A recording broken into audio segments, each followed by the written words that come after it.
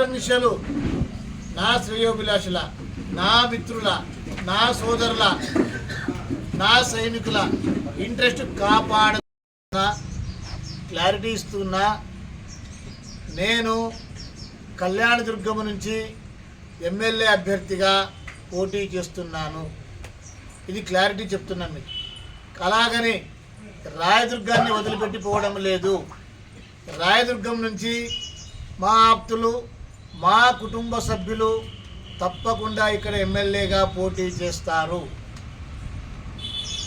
ఎవరైతే అటు కళ్యాణదుర్గంలో ఇటు రాయదుర్గంలో నా గెలుపు కోసం, ఇటు కూడా మన అభ్యర్థి గెలుపు కోసం ప్రయత్నిస్తారో వాళ్ళందరికీ నేను మాట ఇస్తూ ఉన్నా, మీకు అంటగా నేను నిలబడతాను. రామచంద్రారెడ్డి కష్టకాలంలో వదిలిపెట్టి పారిపోయే రకమైన వ్యక్తి కాదు. 2014లో అతి చిన్న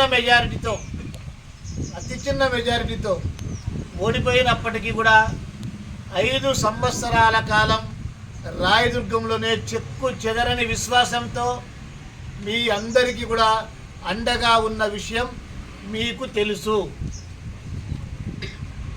కొన్ని సందర్భాల్లో వ్యక్తిని పోలీస్ స్టేషన్కి తీసుకొని పోయినప్పుడు పరుపులు తీసుకొని వచ్చి పోలీస్ స్టేషన్ ముందే పరుపులు వేసుకొని పండుకొని కూడా మన వాళ్ళని ఇడిపించుకురావడం జరిగింది.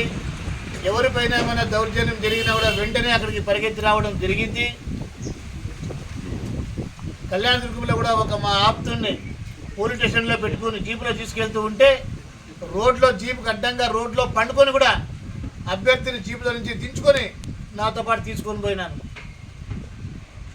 మీకు ఏ కష్టం వచ్చినా, ఏ ఆపద వచ్చినా రామచంద్రారెడ్డి మీకు అండగా ఉంటాడు. రామచంద్రారెడ్డి కుటుంబం మొత్తం మీకు అండగా ఉంటుంది. ఈ విషయాన్ని మీ అందరికీ తెలియచేయాలని చెప్పి ఈరోజు ఈ ప్రెస్ మీట్ ఏర్పాటు చేయడం జరిగింది. ఎవరు కూడా ఎవరికైనా భయపడి దయచేసి మీ మనసుకు వ్యతిరేకమైన నిర్ణయాలు తీసుకోవద్దు. నిన్న ఇన్సిడెంట్ జరిగింది. మా వన్నూరు స్వామి హీరాహాల్ కన్వీనర్గా ఉన్నాడు. వాళ్ళ భార్య ఎంపీపీగా ఉంది. మాట్లాడినాడంట, వాడు కథ చూస్తా, వాడు అంత చూస్తా. ఒకటి గుర్తుపెట్టుకోవాలా, మనం రాజకీయాల్లో ప్రత్యర్థులు ఉండవచ్చు కానీ శత్రువులు ఉండరు. ఈరోజు కాలువ శ్రీనివాసులు ఉన్నాడు ఇక్కడ. కాలువ శ్రీనివాసులు ఏ రోజు నాకు శత్రువు కాదు.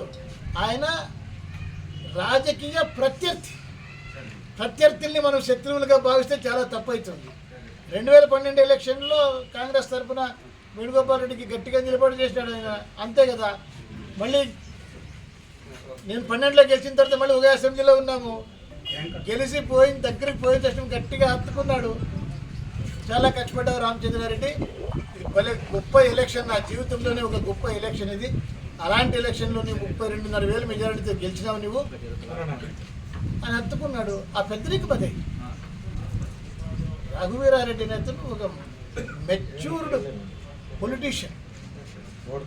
ఆయన రాజకీయాలకు సంబంధం లేకుండా అందరినీ ప్రేమించే వ్యక్తి. పోయిన గురువు స్థానంలో ఉన్నాడు, పెద్ద ఆయన స్థానంలో ఉన్నాడు. పోయినప్పుడు కాళ్ళకి దండం పెట్టాడు. అంత తప్ప దాన్ని రాజకీయానికి ముడిపెట్టాల్సిన అవసరం లేదు.